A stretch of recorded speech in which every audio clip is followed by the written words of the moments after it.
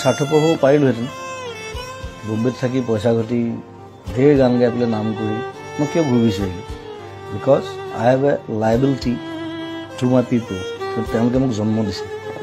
কথাটো সেইটো মোৰ ঘৰৰ পৰা ওলোৱাৰ পৰা ষ্টুডিঅ' পোৱালৈকে মই 15টামান মানুহৰ বেমাৰ চিকিৎসা কিবা কিবি হস্পিটেল ফিজ কাৰোবাৰ পঢ়া শুনাৰ খৰচ কাৰোবাৰ ল'ৰা ছোৱালীৰ পঢ়া শুনাৰ খৰচ বেমাৰ কিবা কিবি মোক সেইবোৰ চাওঁতে মোৰ 3 ঘণ্টামান যায় চ'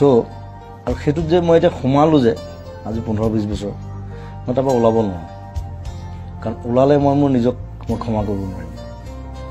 চ' সেইটো সেই ৰেছপনচিবিলিটিটো